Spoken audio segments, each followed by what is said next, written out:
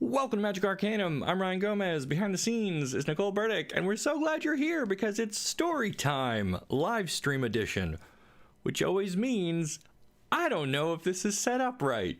I hope you can all hear me. I hope you're having a great day. It's Friday. I got a blizzard rolling in out my front window, so I thought I would just pop on here real quick and just do a short stream. Just wanted to show off some fun decks I'm working on. Thought that would be a kind of a cool way to spend part of this blustery Friday here. And I'm really glad you're taking some time out to be here with me, because it's not like I promoted this or anything. I just woke up and decided, hey, let's do a little live stream. So I got the chat open, trying to keep an eye on that. I'm gonna have Arena playing here in just a second. We'll give people a few more moments here to kind of filter in and join us as we get settled in. So my question for you all today is, how you doing? What's the weather like in your part of the world? And most importantly, is this thing on? Can you hear me? I don't know. It's a live stream. Anything can happen. I love it. It's thrilling. It's fun. It's different from my scripted stuff. But there is a lot of room to grow. And these are skills I don't use very often. And equipment I don't use very often, frankly. I got a new webcam, though. I think it looks pretty good. But I'm very curious to hear what you all think. So let me know in the chat. And tell me a little bit about what's going on for you on this beautiful Friday, while I sample from the green cup of lore.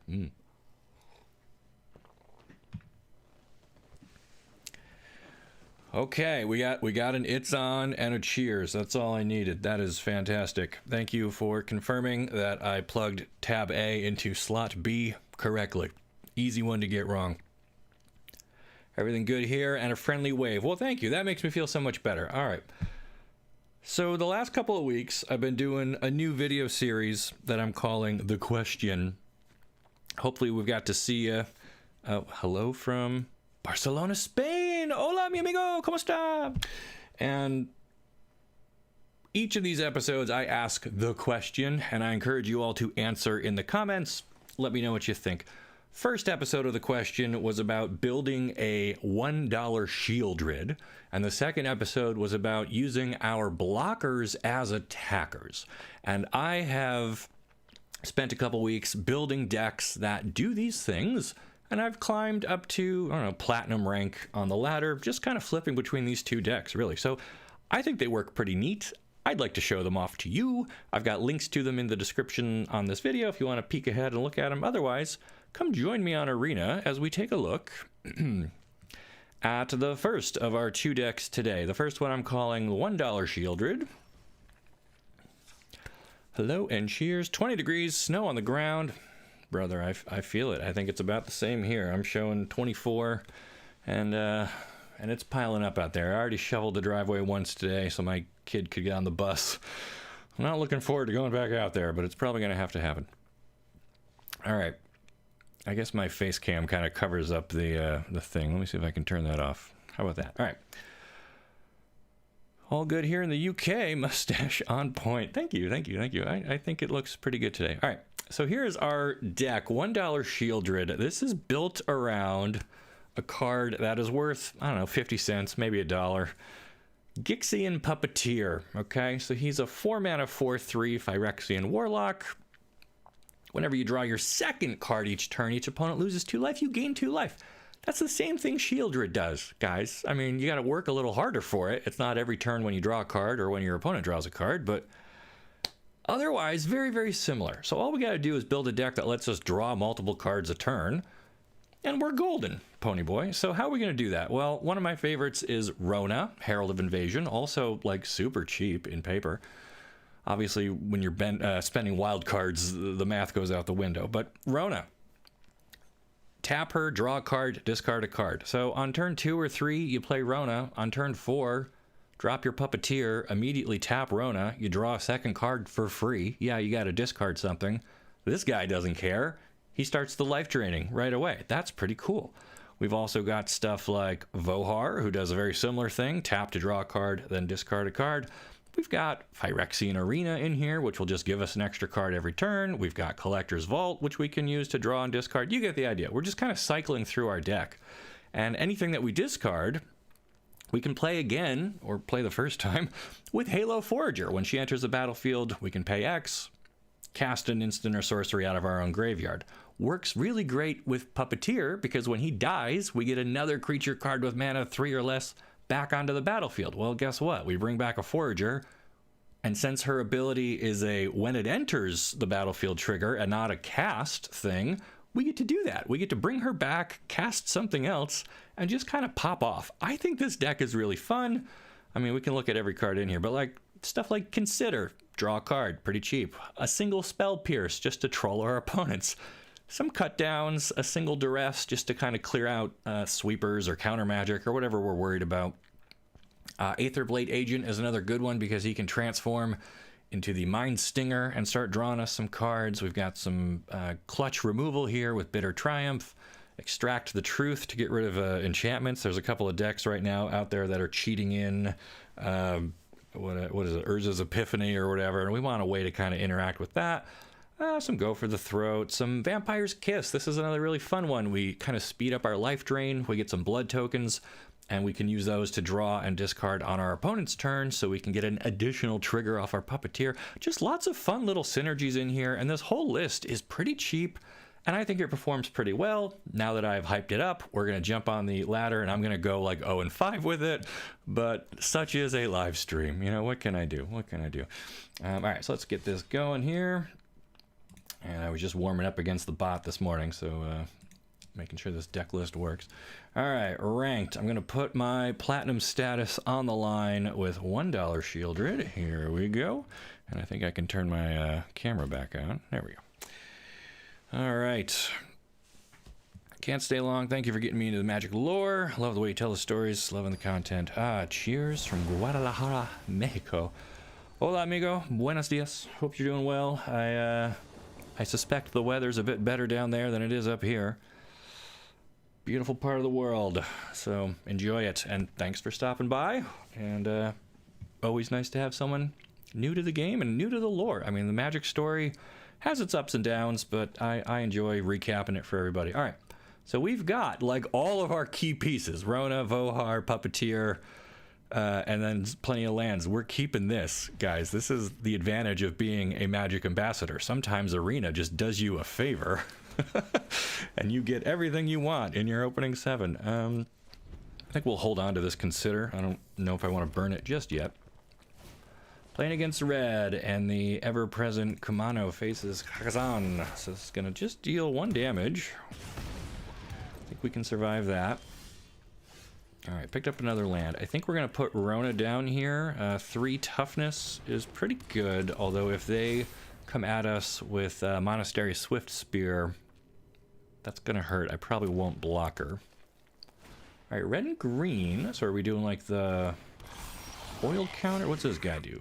Scamp. Whenever he deals combat damage to a player, you may sacrifice it. If you do, proliferate. When it dies, deal damage equal to its power to any target. Oof. Okay, so we're going to want another land. Do we want to start looting or drawing cards with Rona already? Do I want to just kill this guy with Bitter Triumph? I think we hold on to the Triumph. And I think we keep Rona up as a blocker. Yeah, we're going to just kind of play it slow here. Our opponent's on the aggressive deck. They're definitely going to want to try and kill us as quick as possible. So we want to drag this game out, because if we start gaining 2 life a turn with our Puppeteer, that would be pretty great for us. All right, so they're playing another Scamp. Fine. And they are going to send in just 1 attacker. So I think we try to block this. Okay. And that's great. Okay, so now we get to play our Takenuma. That gives us 4 lands. We get to play Puppeteer. We get to use Rona to draw another card. And I don't know how badly we're going to need, like, Extract the Truth, although making them discard creatures, that might actually be good. Bitter Triumph, I don't... Ugh. I guess we just pitch Consider here. because we have ways to reliably use Puppeteer. So 21, 18, right where you want to be against an aggressive red and green deck. I mean, I think we're doing all right. Opponent's now thinking about how they're going to get through our brick wall of 3 toughness creatures. Urbrask's Forge. Oof. All right, that's going to be problematic. So we can use Puppeteer to block this guy for now.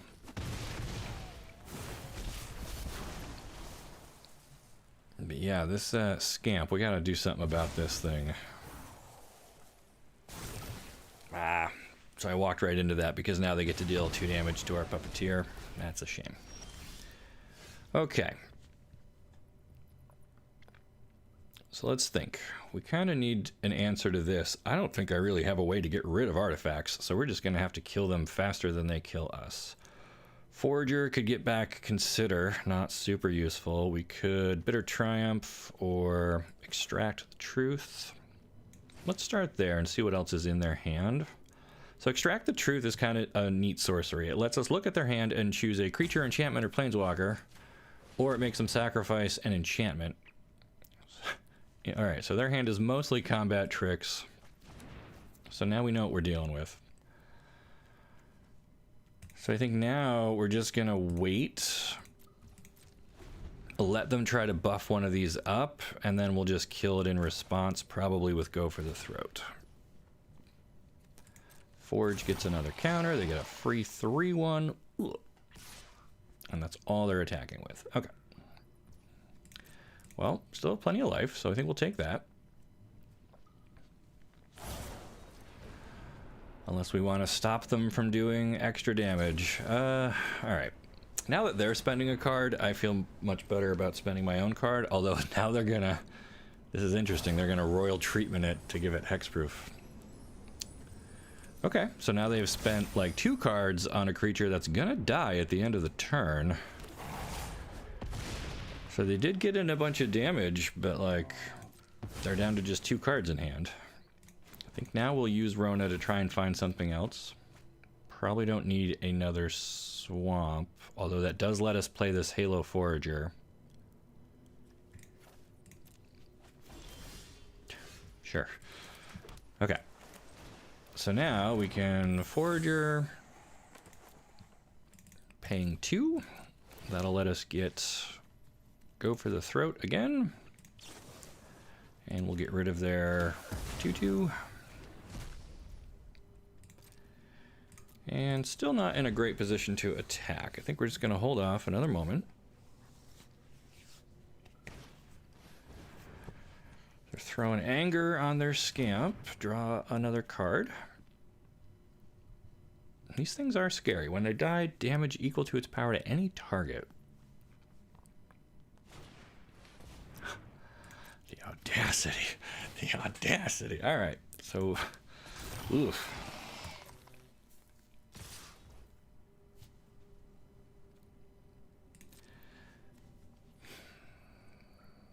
So I think I want to get rid of this Scamp. It's just a question. Well, I guess it doesn't super matter because no matter who I block with, they're just going to throw the damage on the other one. So we'll do that. We'll try and find something better.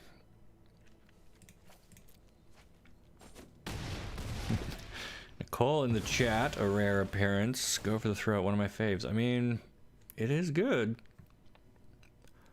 All right, we would love to find another Puppeteer here. That would be ideal. Start gaining some life back.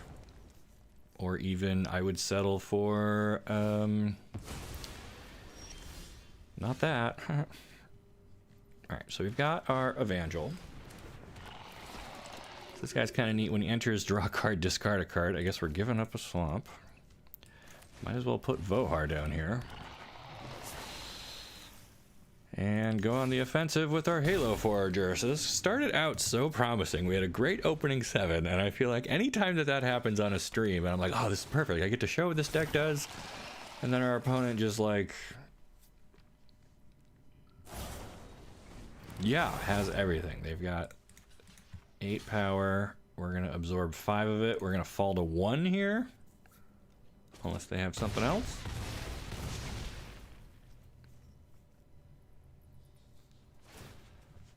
It's that forge. Oh, and then we find a puppeteer, but now we have no way to draw. Come on. All right, opponent, you're gonna get us on this one. That's fine. That's our warm-up. Barely counts at all. Question for you, good sir. What is your favorite set, lore-wise? Well, I think the most popular answer there is the original Ixalan block. You've got Vraska's story with Jace, which a lot of people see as one of the best written self-contained stories.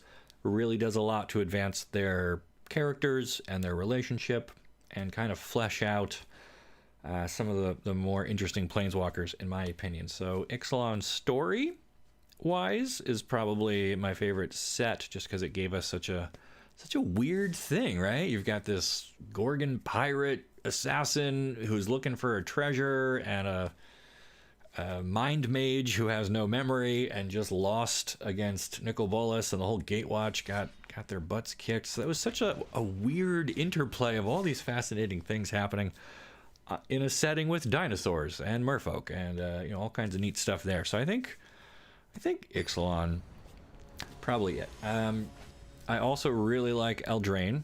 I think that's just such a cool world with the courts and the wilds and all these crazy, you got the witches out there and the goblins, the red caps, and then all the references to like our own stories. Like, I wasn't sure how I was going to feel about that, like seeing the gingerbread man like on a Magic card, but I'm actually like okay with it now that I've had time to kind of work that through my system. I think that it's fun how they have all these cool fairy tale you know, references, so that you can see a little bit of Earth in there, but it also kind of has its own thing going on at the same time, and I dig it. All right, so we're up against another blue-black deck, so let's try and put down our Evangel of Synthesis here. And all right, so we pick up another cut down. I don't know how useful these are gonna be, but I also probably don't need 2 copies of Vohar either, right? Nicole says, I myself am a dinosaur fiend, Ixalan forever home. Yeah, Nicole loves her dinos. It's true. Do you have any favorite bands, favorite genres, or eras of music? Absolutely. So now I don't have any way to draw 2 or more cards this turn to give this guy his buff. So we will just send him in. And then what do I want to give him for support? I guess we play Rona here and keep up the cut down in case we need it. Favorite era of music is like 80s rock. Like, I love Journey and Boston and Bon Jovi, and like that stuff just gets me pumped up so much. I love it. Favorite band though is probably LCD Sound System. I got to see them in concert one time. It was insane. And I remember I was working at my college radio station like a million years ago, and we had like that CD by mail program. So we would just get like a ton of CDs every month to play on the radio. And somebody had gone through them ahead of me and had made like a good pile and a bad pile. And I was of the opinion that there's not really good and bad music like that. Like, everything on a college station, you can find room for all of it. And in the bad pile was this double album. So like 2 CDs in a pack, LCD Sound System. And I had not heard of them before. I didn't know anything about them. I was very curious, and I was like, hey, if you're not going to play this on air, can I take this one home? And they're like, yeah, sure. Otherwise, we're throwing it out. Oh dear, we're getting counterspelled. So I took it home and I listened to like the whole thing start to finish, and I was like, this is really good. And so they just kind of became one of my favorites over the years, and I've got to listen to a lot of their music. And then I was living in the city of Boston for a while, and they came to town, and it was LCD Sound System with Sleigh Bells as the opener, I think, and that was just super cool. All right, so Rona doing her thing here. Opponent picking off our stuff and trying to poison us out. So how do we get around or through this? I guess we'll just kind of set ourselves up for success as best as we can. can even chip in for one more. So we're at a healthy 22, but 4 poison is making me a little nervous. But yeah, so in my house, I mean, I've mentioned before, I have a daughter. She's 8 now, so we listen to a lot of pop. She loves Taylor Swift. You know, what can I do? The whole Trolls movie soundtrack basically just plays on a loop. I don't know. But yeah, I like kind of the electric or the... How do you describe LCD sound system? Is it like electric pop or... I don't know. It's just fun. It's different. Okay, so we've got our Aetherblade agent. I can transform him. I think that's the best use of our mana right now, actually, because I'm fine paying the life here. We get to get them down to 3. And we pick up Arena. I was kind of hoping for another land. Alright, so we have Lethal on board. They have to answer our Mind Stinger. Have you considered Keza, Augur of Agonies as an option? I have not. Is that a card from Lost Caverns? Because I kind of built this deck really before Lost Caverns was available. Alright, so they have a Rot Priest. Let's start with a Duress and see if we can get a peek at their hand.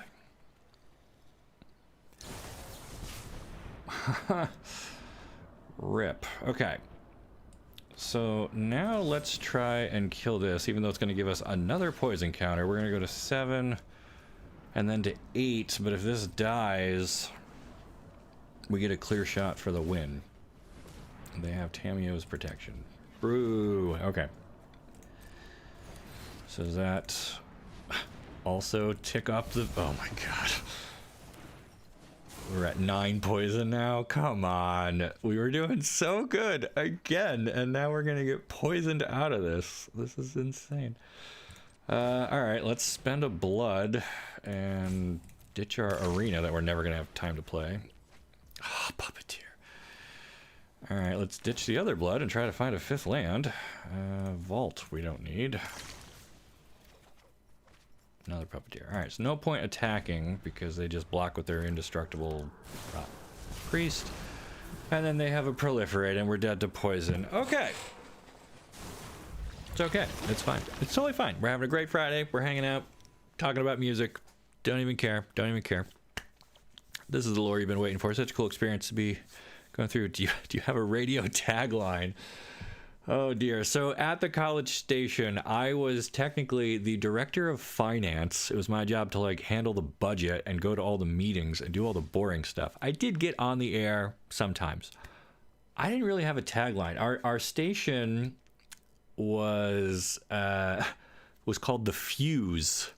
And so I would always be like, WMCC The Fuse, light it up, and you know, try to have fun with it that way or whatever. But I think before that, the year before I joined, it was called The Mix, and then we did like a rebranding because our logo was like this tornado with like C's in it, and no one really liked that. It was kind of lame, so we switched over to The Fuse, and we got to kind of design some new like stingers. Those are like the little music jingle bits that you kind of play in between songs. And so we were kind of brainstorming what's the Fuse sound like. And I remember talking to my team. I was like, we should get, you know, in the beginning of like Mission Impossible when they light the match and then like the fuse starts burning as the music kicks in. So we kind of integrated like a little match flare, and it was like The Fuse, light it up, and it was pretty cool. It was pretty cool for a college station. I gotta say, I'm pretty proud of that. All right, so we get to fire off a turn 1 Duress here. See what we're up against.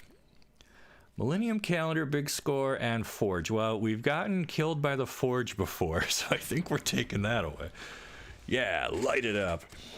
And so that was just a good time, you know, college. That was, I mean, since we're on a roll here,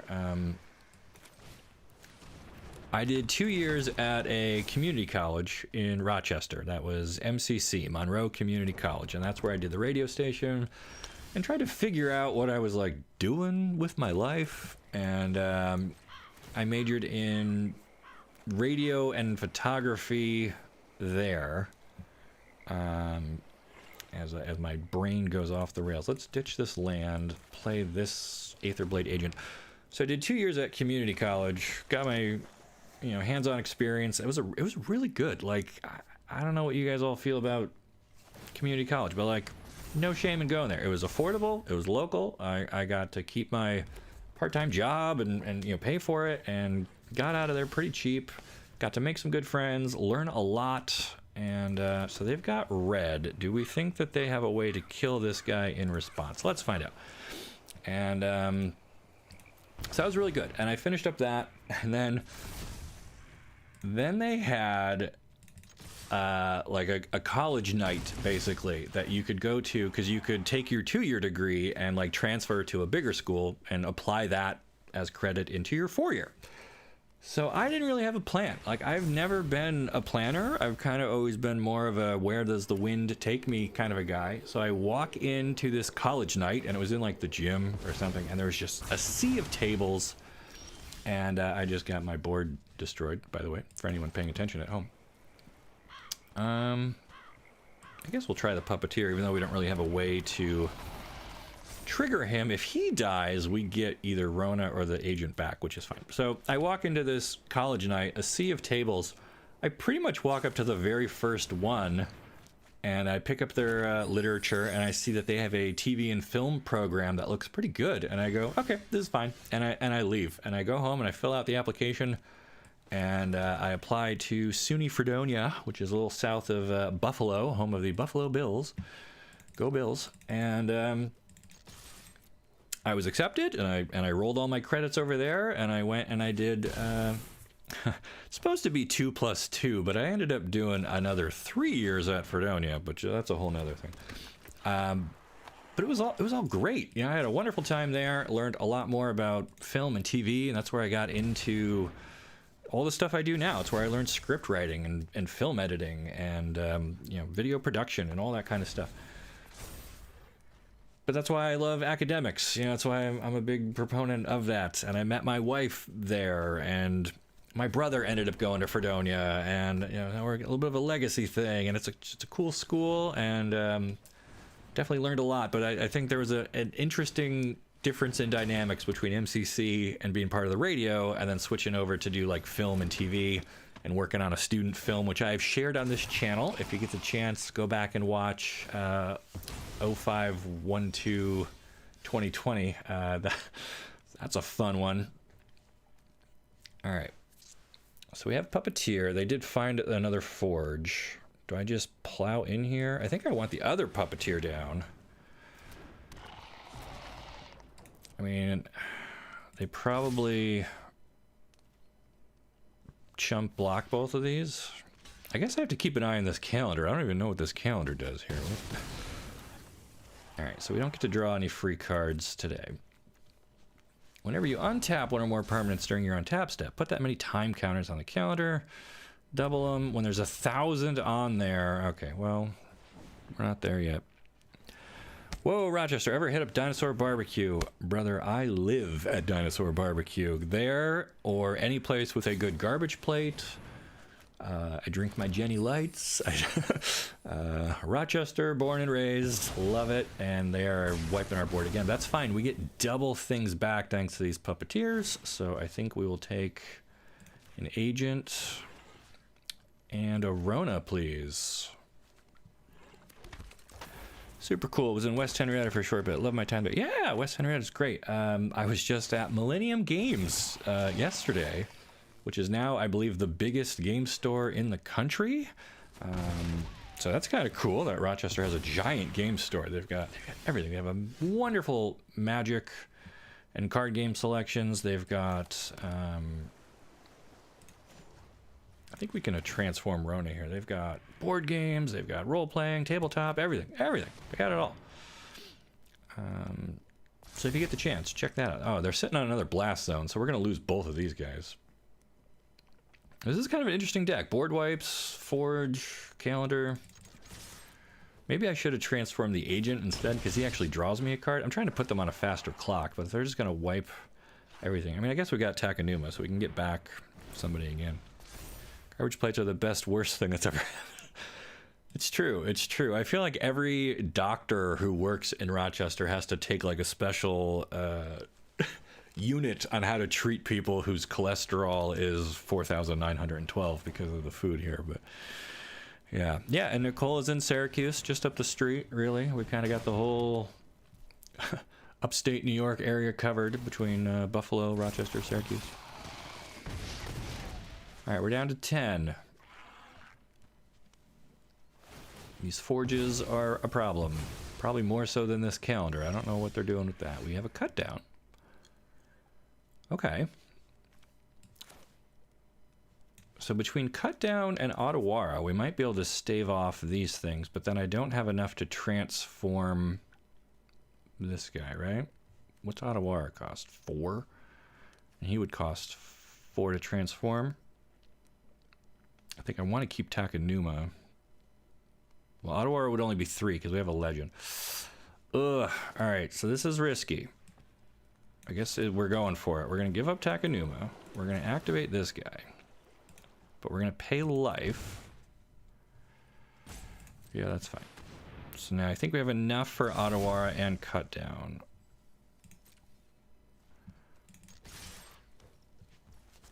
All right.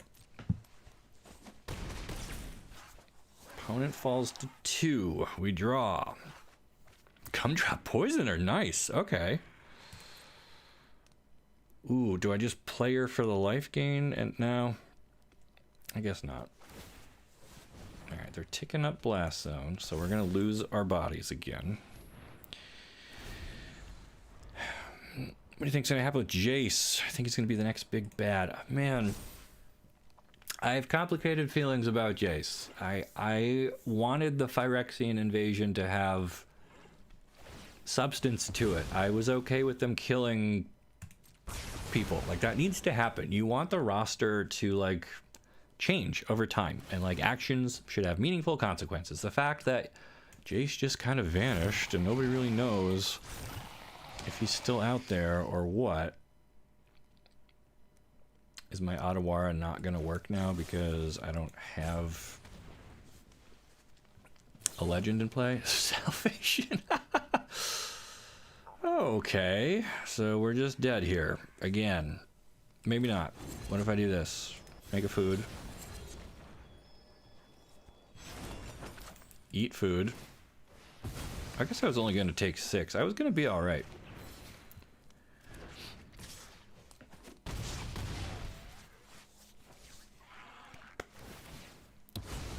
So anyway, the way that Jace just kind of vanished, and even though the whole point is that once you are Phyrexianized, there's not supposed to be a way to come back from that. I mean, Malira and Ajani and Nissa, that whole thing, already kind of like, I wasn't super cool with. And now the fact that, like, well, you know, we never saw Vraska's body. We don't know where Jace is. He might still be alive. And you're like, guys, come on. Are these people dead or not? You can't have this wild, earth-changing event and then be like, actually, most people turned out fine. It's like the War of the Spark all over again, where we lost like 3 people. And you're like, well, why was it a war at all? So what is Jace gonna do? I don't know. I like the theory that he somehow isolated his mind, and yeah, we're just dead now. And he's been, you know, he was never really truly Phyrexianized, and therefore he's okay. And well, guess what, friend? We're not dead yet.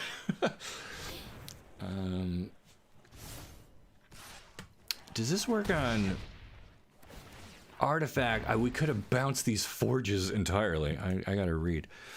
Another poisoner. I mean, I guess that's... I'll take it. I think we're still just dead here.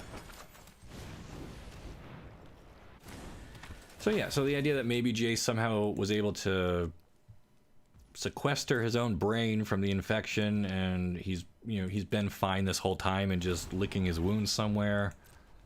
All right, whatever, I'll buy it. He might come back as a good guy. I don't think he can... Jeez. I don't think that he's like evil now, because if there's any Phyrexian goop left in him, that should all be inert. You know, he shouldn't be motivated by their aims anymore. He should just be, yeah, cool. Should be back to himself. Although I don't know how he heals his body. For Nahiri, it was a huge process. For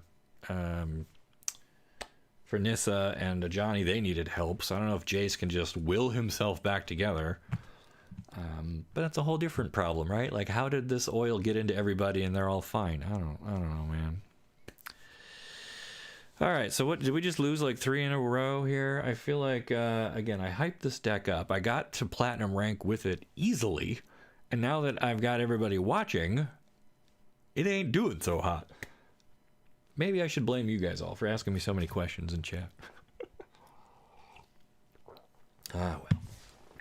I love upstate New York. Also wish the stories had consequences that stuck longer. Yeah. I like how Eldraine was impacted. Intrigued to see where they go. Yes, individual planes are dealing with the consequences in their own individual way, and that's kind of neat. We'll give this one more shot. But characters, the characters who can move from plane to plane, seem to be not affected at all. Unless we say, well, they got their sparks taken away, a lot of them, right? Spark rupture from Aftermath.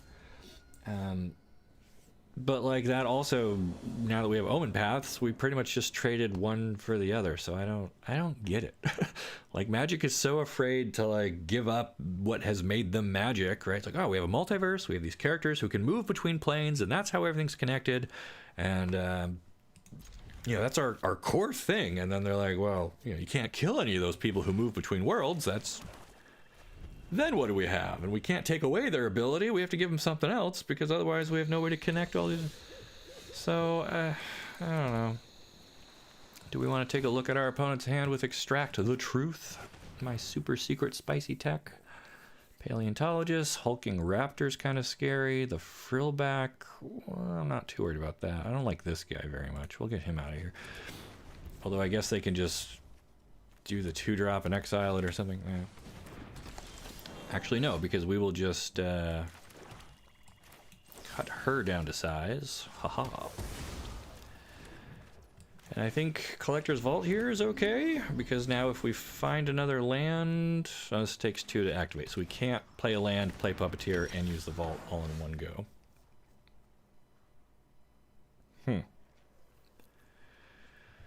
Interesting. All right, so do I want to keep them off of these guys? I guess I do. I guess we just pay 3 to Bitter Triumph that. And I think we use Consider to try and find a land. All right, we got there. Okay, board's coming together nicely. We're answering their stuff. They haven't yet dropped a giant dinosaur on us. Am I planning to attend any Magic cons? Oh look, they had another one. I'm not presently planning to attend any cons, but never say never. Last year I did Philly, and I did some other traveling. I went to the Battle Spirits launch event in Vegas and their Pro Tour in Portland. And I did Philly and some other stuff. So I kind of was on the road a lot in 2023, and I don't know. I don't know yet. I was kind of going to take this year to chill. Traveling's expensive. It's always hard on the family. All right, so they're going to just blow up our vault. Do we use it first? I guess we should. Find a land. Oof. I think we're ditching the swamp. Okay. So I don't know. But like I said, I can't say never. There are some local stuff in Rochester. There's like the Commander Fest, which I've been meaning to get to. So I might do that. I think that's in September or October or something like that. All right. So I think we Puppeteer and then use Vohar. This is exactly what this deck is designed to do. Probably don't need 2 Foragers. Maybe we do. Maybe that 3 power was what we needed.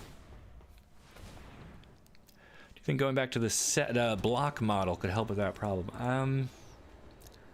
I mean, Magic is first a card game. You need to have compelling sets, and people have to want to play the game. And if they think the game itself is better for not being stuck on a single world for a whole year or whatever, then, like,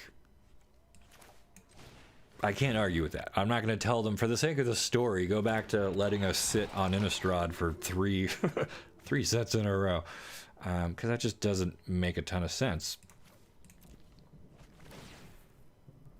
Boom, drain some life. Okay, so there's not really any point in playing the Forager. I guess we just kind of chill here for a minute. I think next turn we play our next Puppeteer, and then double drain if we live that long. So I don't think that the story problem is a block or giant dinosaur problem. All right, they get something free from us. I think it's a gumdrop poisoner. Is that what I saw? And they hit. Ooh! Oh, come on!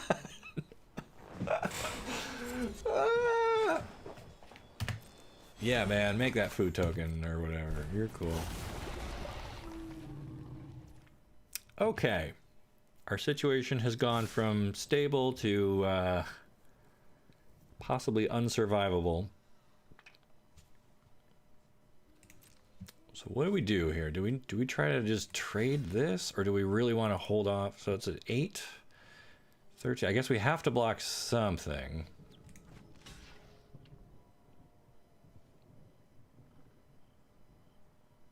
Yeah. Trade the Puppeteer, and hopefully we get something else back. We go to 2. We take a bunch of poison. Not super relevant. What do we get back? Halo Forager. Okay. What do I have in my bin here? I have no... That's right. They exiled my graveyard. So there's... I don't even have any of my removal down here. I thought I still had like a... something. Well, I guess we're not doing that. Because they don't have anything either. Okay, well. I think we're just dead again.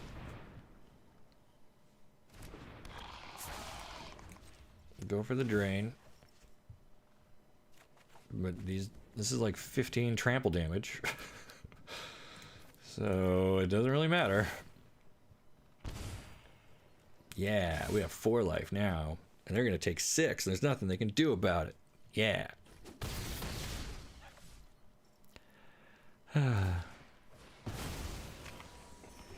That's a shame. Alright, I agree. We wouldn't want to stay in the same setting for too long. On an unrelated note, the next set is Ravnica. Again, well... It is Ravnica. That's the setting. But the story doesn't, to me, feel like a Ravnican story, and the cards that they've previewed so far don't feel like a Ravnica set to me. I mean, there are certainly cards with, you know, Simic in the name, but the whole premise of that world is the 10 different guilds and the power balance between them all. And I don't know, this set with the murder mystery thing, and I'll save my thoughts on that for the Mustache Minute portion of the story recap, which we'll do. Well, let's see, the story's finished up this week. We're waiting for the card image gallery to be posted and previews to finish, so it's probably 2 weeks away. I usually try to have the story recap ready along with the pre-release or the release weekend, depending on how it shakes out. We're gonna pause on that blue-black budget Sheoldred deck because for reasons, and we're gonna switch over and look at the other deck real quick and just kind of mix things up a bit here. So the idea for this deck, let me hide my camera again. Growing up, my brother and I took karate lessons for like 10 years. Did I just free? Okay, jeez. And one of the things that you learn is how to protect yourself, right? How to block an incoming punch or kick. And then as you get better, you learn how to use your block as an attack instead of just pushing your attacker's arm or foot out of the way. You basically train to strike it as they are attacking you. You change your blocking motion into an attacking motion, which I thought was really cool. And so I tried to bring that into this deck. We've got Phyrexian Obliterator and Phyrexian Vindicator. When either of them take damage, they do crazy things. The problem, though, is that if you just sit here with one of these, your opponent will have time to find removal or, you know, go over the top somehow, and maybe you never really get to use it. If you attack them with it, usually they just take the 5 damage, and then you have no defense, and then they just crack you back while your Obliterator or Vindicator are doing nothing. So to remedy this problem, we're using Phyrexian Awakening, which gives our guys vigilance. So now I can attack freely for 5 damage, and they could take it once or twice, but certainly not for very long. And then I still have my heavy dudes to also block, which is kind of shortening the window that they have to find an answer to either of them. So that's the core of this deck, is Awakening, Vindicator, and Obliterator. And I know that these are both 4 mana of a specific color. That's why we've got Secluded Courtyard and Cavern of Souls. You name Phyrexian, and now boom, boom, boom, boom, boom. Your mana works out beautifully. We've also got Ellis Ilkor and some smaller death touching people. Where's the Skull Dweller? So again, they work great with Vigilance because you can attack. Nobody wants to block a Death Toucher, and then it's still sitting there ready to block their thing. They don't want to attack into a Death Toucher either. And then some smaller stuff like Missionary to bring back, or they can bring back our bigger guys, right? Or they just provide lifelink to slow down aggressive red decks and stuff. Removal, I'm experimenting with Ossification. This one's kind of tricky because you got to have a basic land, so your caverns and courtyards and sanctums and fortresses kind of are not great. You only have 10 basics left in the deck at that point, but we'll try it. Also, I still like Duress and Cut Down and, you know, some regular stuff. We got Sheoldred's Edict in here too. So let's give this one a try. I mean, why not, right? That's why we're here, to see the Phyrexians do stuff. Seed Core Wear. Yeah, I mean, you could, but that only works on Phyrexians, and there is at least, I mean, I took the deck list down, but there was also the Mind Stinger guy who starts out as a human rogue, so it wouldn't work on him. But I could, if I have an extra cavern or whatever, I can name humans, and then I can still play him and stuff. So you're right. Seed Core would also work if that fits your budget better. I mean, this deck is like $200 in paper, and $130 of that comes from 4 Cavern of Souls. So just replace those with Seed Core, I guess, and you just saved yourself like $100. But you know. Yeah, next set's Ravnica, blah, blah, blah. The story continues to be what it is. Gotta turn my camera back on.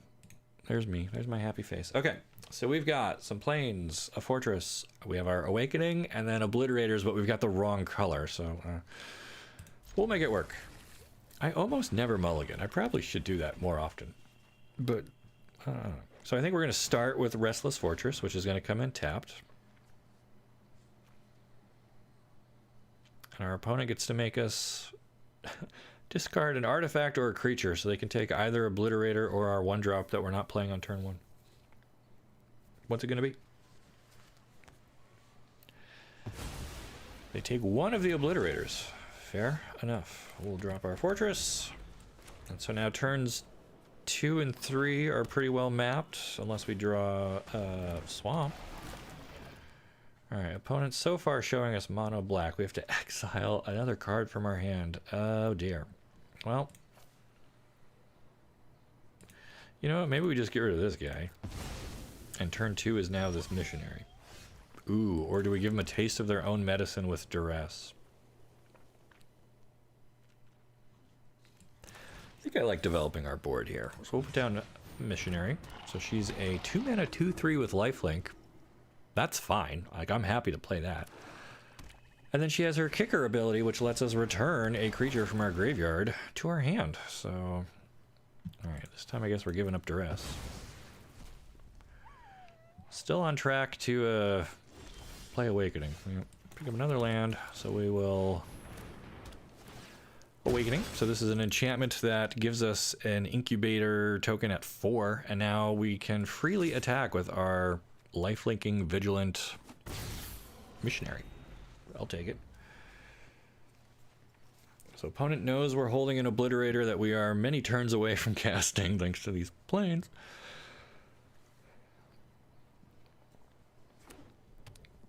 And we can flip this up into a 4/4 with vigilance. Alright, so they play Liliana. Probably going to make us sack the missionary. No, they're going for the discard. Curious. Well, do we get rid of the obliterator that we are really far away from being able to play? I think so, because if we keep the planes and we draw a Vindicator, we can play that. So I'd rather gamble on Vindicator. Didn't get it. Sheoldred's Edict, however, can make them sacrifice Lily. We can animate our Incubator token. Get in for 6, unless they want to start chump blocking. That's fine. Alright. Board is clear. We've got 2 decent threats out there. I gotta stop. I have to stop saying stuff like that. Oh. And we can't even animate our fortress because we don't have a second black source for it yet. Or a black source, right? It needs black and white. But hey, they can start making mites. That might be a problem. Another courtyard. Okay, so this one I think we set to human just in case, but we still can't get our fortress online. Once again, started out strong. Hit the wall. I don't know. There's a streamer curse. Should I have mulliganed? We can debate this. We can... Alright, all we really need to draw here, though, is like Vindicator or... I guess we still can't play Obliterator. I was gonna say, I would even settle for a swamp, but then I get the plains, so...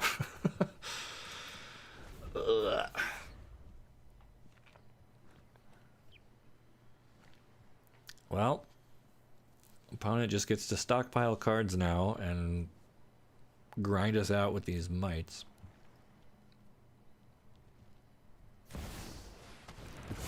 Beseech the Mirror. They give up a mite without even attacking first. They're probably going to go get, what, Sheoldred? The real Sheoldred?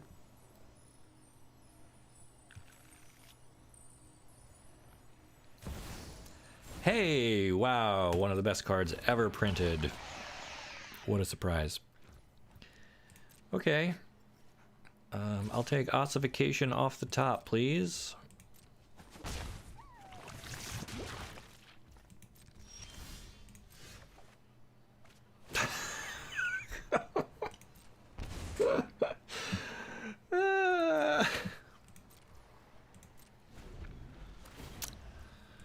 Okay. Yep, you got it.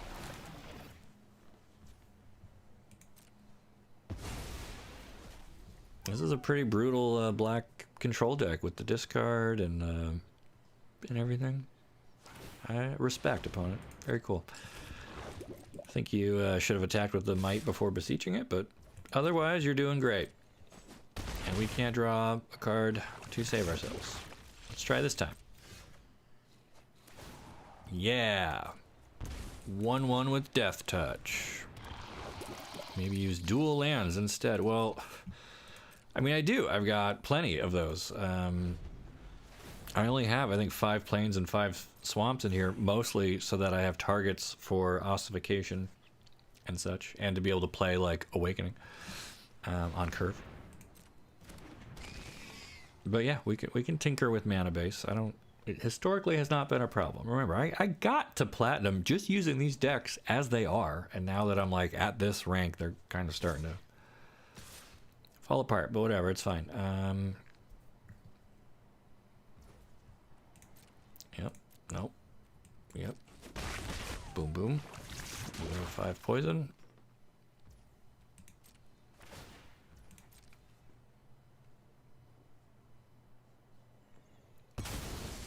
give up a mite to braids. So do we give up our death touch guy? I don't think so. Yep. So do we have anything we can even draw here that really gets us out of this one? Ain't gonna be that. Alright. Well, we'll send him a message anyway. Very cool. Okay, we're just gonna move on gracefully to our next game. Don't let it ruffle our beautiful peacock feathers. And yeah, so the good news is I think we are at least complete. Oh, there we go. We've cast 2 green or white spells. We're going to get 750 gold. 0 wins so far today. This is the best live stream I have ever done. It's just the alchemy starter deck. Surprisingly good, I found, till I got to platinum. I don't know, man. I like to brew up my own stuff. I like to find inspiration from random sources and look at undervalued budget cards, and that's just a fun part of the game for me. I don't think I've ever net decked, or, you know, not that I look down on anyone who does that. If that's how you enjoy playing the game, you see a list that works well and you like it, by all means, run that. But for me, the fun starts when I pick my own 60, 75, 90, whatever. Okay, so we've got a black-white. Are we working towards the Obliterator? We'll play another black. We can run out this missionary now. So next turn we can play another swamp, and then either Awakening or the Phyrexian Censor, which we haven't talked about yet. All right. So I think I want to play this. So Phyrexian Censor is a 3-mana, 3/3 Phyrexian wizard, and he says each player can't cast more than 1 non-Phyrexian spell each turn, and non-Phyrexian creatures enter the battlefield tapped, and against a green deck that I'm assuming is going to try to pop off with creatures and such, this can, like, really slow them down to the point where they play nothing. I love it. All right, so we did not find a 4th black source. We don't get to play Obliterator on curve. Big sad. But we do get to play our Awakening enchantment. And now, since both of these are Phyrexians, they get Vigilance, and we've got a 4/4 on standby. Get in for 5, gain 2. All right, okay. Don't jinx it. I'm not even gonna look. I don't even want to know what they play. Invoke the Ancients. Cool. That I don't see that ever. I like that card. I like it more than Invoke Despair, which. All right, so they made a couple of Vigilance guys. Respect. All right, we didn't find another land, so I think we just spend our mana on the token. Boom, down to 4. And then I guess we just play the missionary to use up all of our mana and try to make our board wide enough to get around whatever they play. Remember, if it's a creature, it's coming in tapped. And they can't play more than 1 non-Phyrexian, so this might be it. We might have a fuse situation here, friends. We might be about to light it up. Glorious Sunrise. Okay. I mean, that can gain them some life or draw them a card. What are they going to do? Gain the life. Okay. So they're up to 7 now. And those 4/5s are pretty tough. So even if we swing in with everybody, they eat, and then they only take 4. So we've got to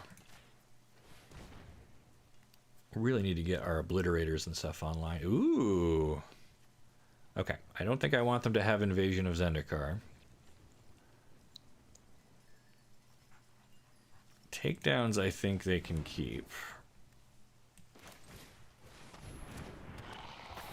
And we're still not attacking here. We're just waiting to find another black source so our Obliterators can go to work. That's what I want. We were so close. We were so close. They drew another invasion. Are you kidding me? Guys, I can't. The mustache can't handle this. Invasion, glorious sunrise. What are they gonna pick? Give everybody trample? Or gain more life, or draw more cards? I think if I was in their position, I would probably be drawing cards, because I know I'm holding a land and 2 fight spells. They pick the life. They are terrified of our aggression. Okay, I mean, that's fine. I'm going to also drop this other Awakening so that we get another 4/4 token.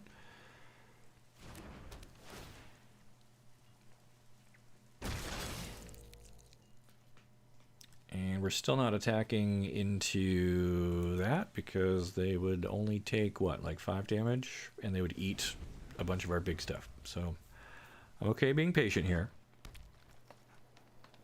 And so now, remember, the whole point of this deck is that it's very hard to attack into us. Our blocks are just as deadly as anything else. So we've got our Death Touchers, we've got some big Vigilant guys. Obviously they don't want to trade off one of their big spirits for like a 1/1.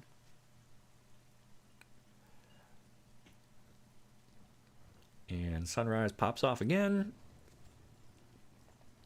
I still think I would be drawing cards rather than gaining life, but what do I know? I'm on like a 5-game losing streak. Okay, that time they took a card.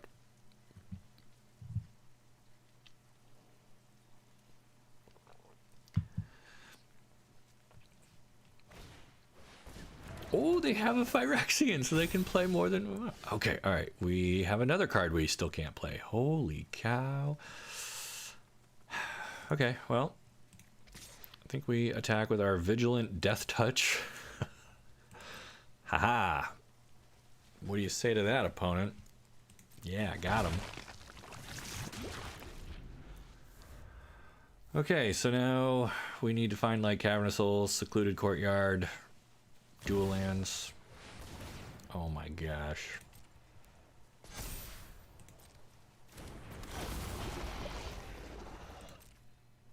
Remember when we were like on the verge of winning against this deck and then they just filled their hand up and played some massive beaters? Remember that, guys? That's magic, baby. Yeah, well, you know, it'd be nice if it didn't happen while I was streaming. If I could just get like some easy wins, that would feel good.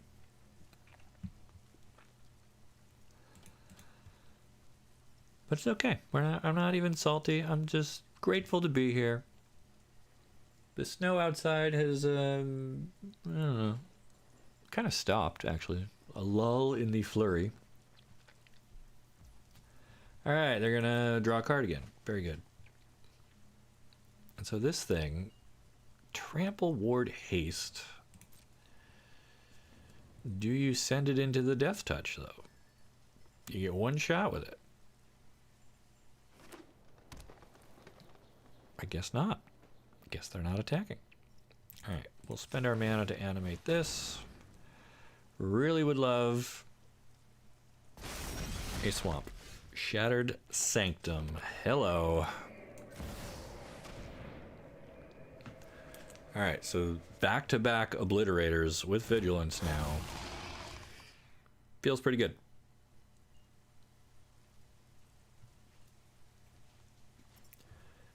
Yeah, oops, what, you got fight spells? You wanna deal damage to it? Is that what you wanna do? You should do damage to it. Fight it. No? Okay, well, I'll just wait. We'll see if you want to attack into it.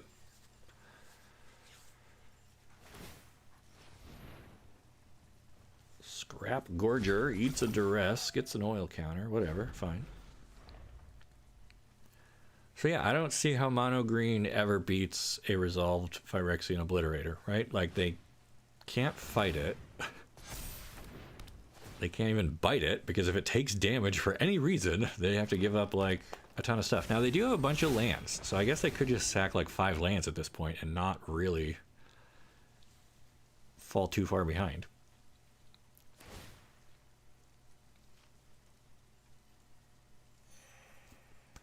But now we get to attack with this guy. They're probably not going to block it, right?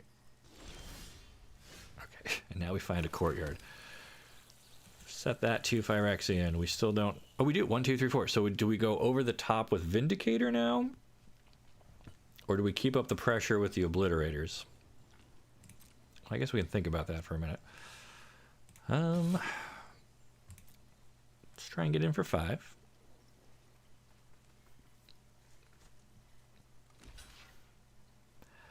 Please do 8 damage to my Obliterator. Okay. Give up 8 things. Is it going to be 8 lands?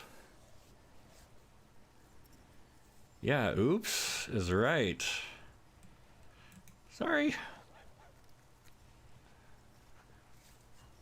They're probably just tossing all their lands. Okay, so now I think we just play the other one out and really squeeze them.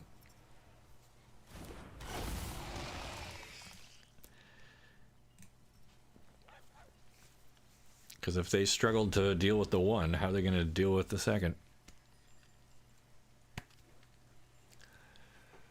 Okay, I feel much better. This deck is like working as intended. We're at 26 life. We have a cool board of vigilant, dangerous Phyrexians. Opponent is hanging in there as best as they can. They've got Ren and 7. Reveal the top 4 of your library. Get more lands. Get more lands. Create a giant Treefo. Comes in tapped still, thanks to our Phyrexian sensor. Cool. Alright, do we go for the kill shot on Ren and 7? Or do we just keep pressure on them? Because...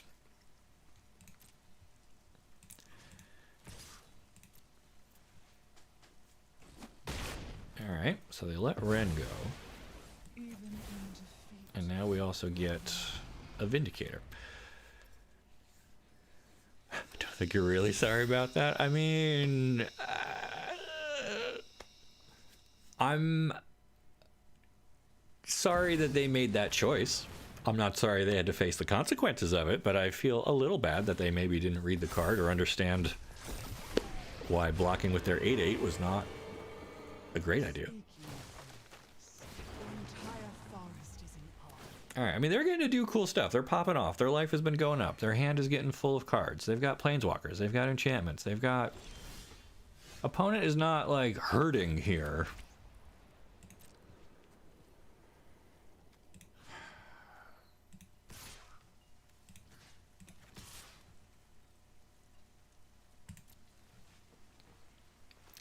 And now we get to use our big guys to do their thing, and then they still have vigilance, so we still get to block with them.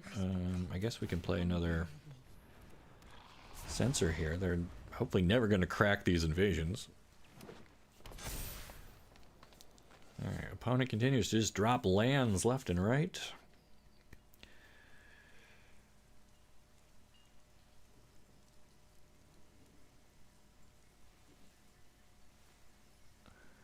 They're gonna have diddly squat soon. I mean, alright, they use tandem takedown to kill one of my missionaries. Alright. You're worried about the 2/3 life gain guy, huh? I see.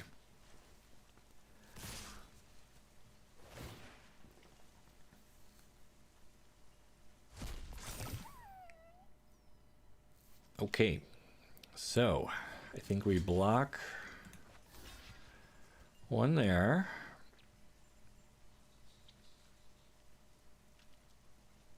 Block 9 there. Put a death touch there. I'm not even like really doing the math. I don't know if we're coming out of this one alive or not. That'll kill that. We'll do 4 and 3 on a 7. And a couple of 3s on a 5. I mean, with the trample and everything, I don't know. We'll see. We're gonna gain a little bit back. We're gonna get to throw a ton of damage back at them with the Vindicator, who will live. And they're gonna have to, anything that they lives through this attack, they're probably gonna have to give up. Anyways, let's see. How bad is it? We go to 2. Alright. So we get to deal 5 damage. I mean, I guess we kill some of their big stuff, right? Kill that. They give up because they don't want to have to sacrifice like 10 permanents. That was awfully close, but we got there. We did it. We used our blocks as attacks. GG, GG. Feels great. Let's run it back.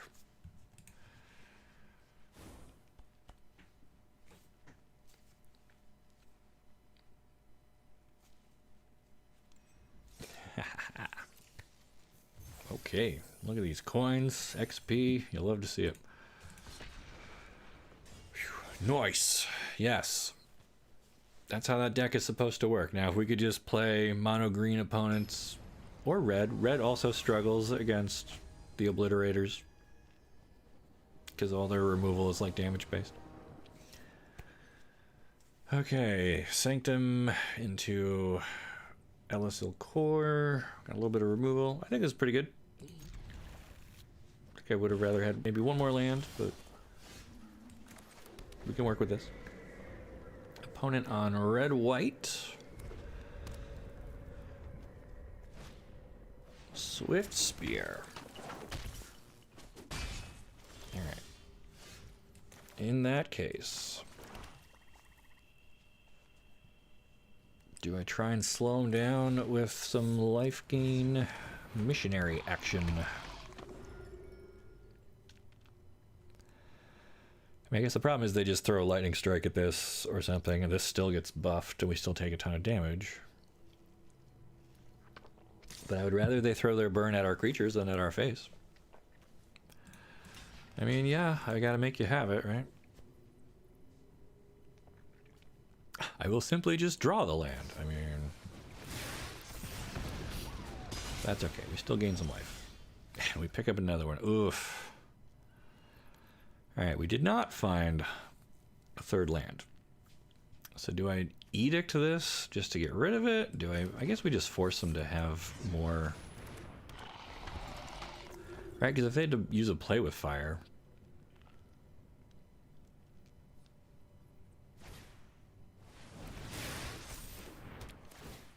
Okay. Invasion.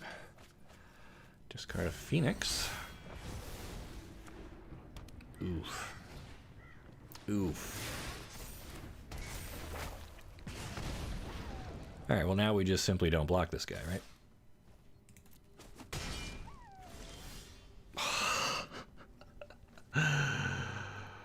Arena, why?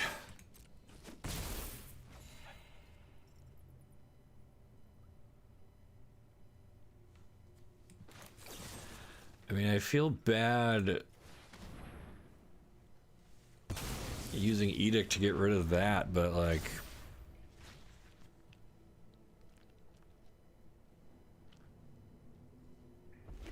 I don't know, if they don't have anything to follow it up with.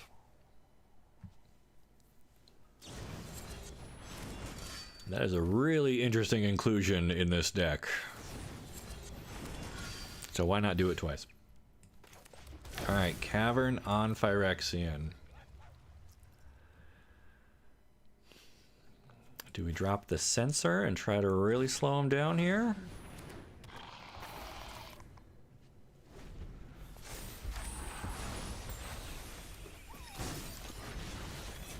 I mean, that makes their hasty guy come in tapped. They played their one spell for the turn. Right, now they don't get to play either of these.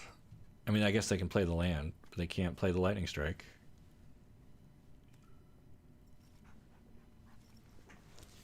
And then those go away end of your next turn. So I guess they can sit on that for a while. Shuffler's fine. It is fine. It is. We got there. Interestingly, they play a land from hand rather than the one that's in exile, but who am I to judge? All right. Still on 3 lands. Do we get vigilance on our people? Do we get some extra insurance with another sensor? Because they're going to lightning strike the first one. Yeah. So we'll put down the second one.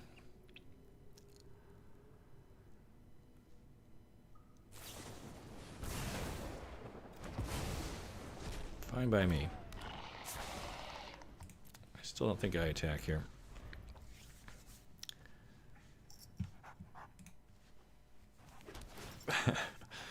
In regards to that last game, might be math is for blockers, but with this deck, your opponent found out you're never truly the blocker. That is true. Yeah. That's why I like this one. It has such a weird angle to it.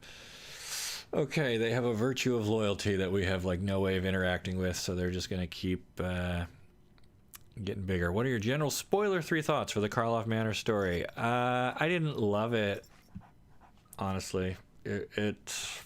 Oh. What do we go for here? Death Touch? I guess we'll do Death Touch. Kind of. Oh yeah. So this is what I was talking about. So, non-Phyrexians enter the battlefield tapped. Aetherblade Agent is a human rogue who turns into a Phyrexian. So I forget, my own guy comes in tapped. He's like one of the few non-Phyrexians in this deck. But whatever, it's fine. So murder mysteries to me are like a weird genre, because if you tell the story in such a way that the killer is too obvious, then everyone's like, why am I reading this? It's so obvious. If you tell it in a way that there's no way they could have guessed and it's a big surprise at the end, then the reader's like, well, that wasn't very fun. Like, there's no way I could have guessed this because it was, you know, the butler or whatever, some character who only gets introduced in the so it's a very difficult one to write well, because you've got to have the clues in there so that the reader can like feel like they're figuring it out before the main character or whatever. But like, I don't think they pulled that off here. I'm not going to say what happens in the story, but I read it and at the end I was like, okay. Not what I thought was happening, because, you know, I don't think there was enough clues in here that I could have figured it out. Like, they didn't want it to be too easily discovered. And so I just kind of wasn't super invested. I liked Kaya's journey. I liked her grappling with her place in the multiverse as one of the few remaining sparked planeswalkers. I don't get why she considers Ravnica to be her home now, really, but... Alright, so I was trying to save this until we had another land so we could bring back the other one and just kind of loop these things. But we might need the life gain sooner rather than later, so we'll just play it now. Now watch, now that I did that, I'm going to draw a land. But that's okay, because I'll transform my agent, I guess. Ooh, Phoenix. I think my favorite thing from the Karloff Manor story was that Amalia from Ixalan just kind of left Kellen to hang out with the Gruul clan. So I heard that this story was written separate from the Ixalan one, like the author. I think it's different authors, and they didn't talk to each other, or the story team didn't do a great job communicating how the one story was going to end and what they wanted really set up into the next one. So that's why Amalia doesn't really show up on Ravnica, because they weren't sure how to hand that off and make that all work.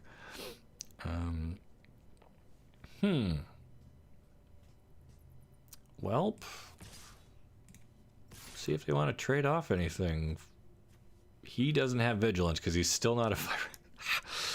I don't really want to give up her, so we'll just wait. So yeah, it was just kind of a weird mystery thing, and you've got this weird combination of characters. Kaya was pretty cool. Kellen being there, I don't get it. I like Kellen, don't get me wrong.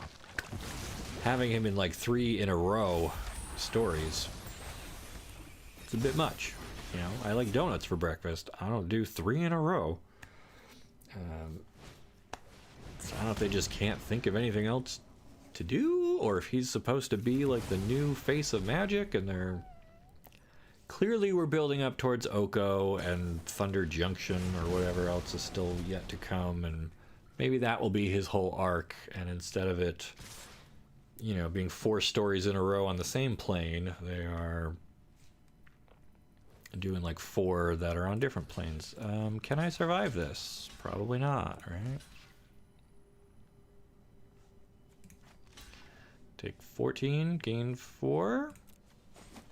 I guess I live, but what is life if we don't have any creatures? We go to 1. They just keep getting bigger. We still don't find a land. Supremely frustrating. We die to a phoenix. It's not even worth playing it out. Okay, alright, so this deck... hot and cold. We'll get there. We'll get there. It would be funny if the one set we expect Kellen to be in, he isn't. I mean... That would be a way to do it, right? Kind of like a ships passing in the night thing. We know Kellen's out there looking for his dad, and then we have a set showing us where his dad is, but then Kellen doesn't actually wind up there. That would be a good way to like drag this story out, or give us some drama here. I don't know. I mean, does anyone like Oko? Do we want to see him connect with Kellen? Is that good for Kellen? Are we rooting for that to happen? Or should we be glad that Kellen hasn't yet discovered that his father is banned in like every major format? I don't know. I don't know. I have some mixed feelings there. I don't think Oko is a particularly good dad. I don't think he deserves to... well, I don't know. I think we're just going to play out some tap lands. Do I want to cut down the brute? I guess we'll wait and see. Alternatively, we could have duressed here because they've probably got stuff. But we'll wait. We'll wait. Patience pays off in Magic. Dread Knight, yeah. That might be a better cut down target. Fact, knowing that we don't really have anything else to do on turn 3, I think it is. And this gives them the shortest possible window to cast that as an adventure. They basically have to spend their whole next turn to do it. Planes. Okay, so we'll have white, white, white, white. We are on track for a Vindicator.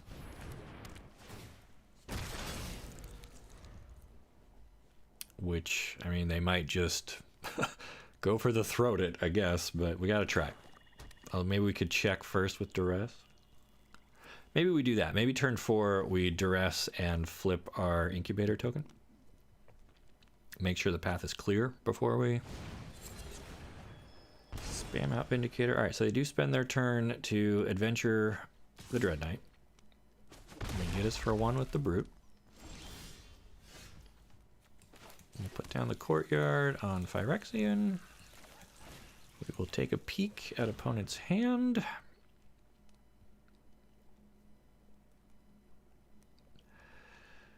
Welcome to Sweet Tooth and a single go for the throat. So we dodged the most dangerous card. Now we just need them to not draw another one.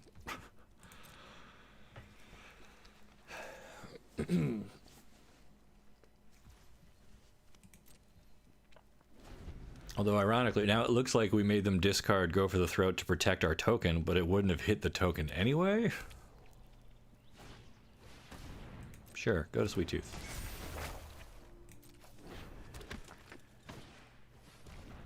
Okay, they've played another Brute. Are they attacking with them both? They are not. Ah, okay, so they realized they didn't save the mana to make them unblockable. Okay, so we are going to attack with our Vigilant 4/4. They trade off a token. Fine. And now we get to check and see if they are sitting on any removal. Out of all the Planeswalkers left who we haven't seen, who is the one you want kept their spark the most? Gee, I don't know. Now I gotta make a list in my head of who we've seen and who we haven't seen and who still has a spark and who doesn't have a spark. I mean, my favorite character is Vraska. We don't know where she's at. Presumed dead, although how can we really tell? So if she's alive, I hope she still has hers so that she can get into more adventures. I like Kiora, but we know she lost hers. But she's such a fun little troublemaker when she's out there stealing weapons from gods and stuff. I enjoy that. So we don't have enough to play both of these, so we'll just run out the Obliterator.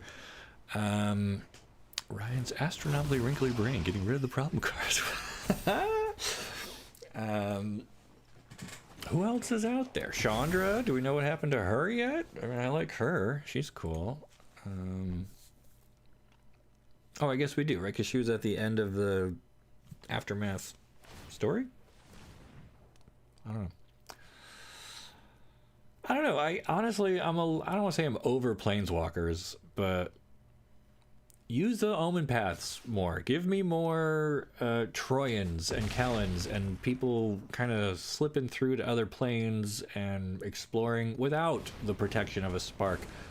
That was always my biggest, I don't say gripe, but like the way that a character could just get into trouble and almost no matter what, they could just be like, well, Planeswalk out of here. You know, but if Kellen goes somewhere and he's like, oh my god, everything on this plane's trying to kill me, I gotta find another door to get out of here fast. Like, to me, that's more interesting. You know, the drama is more real.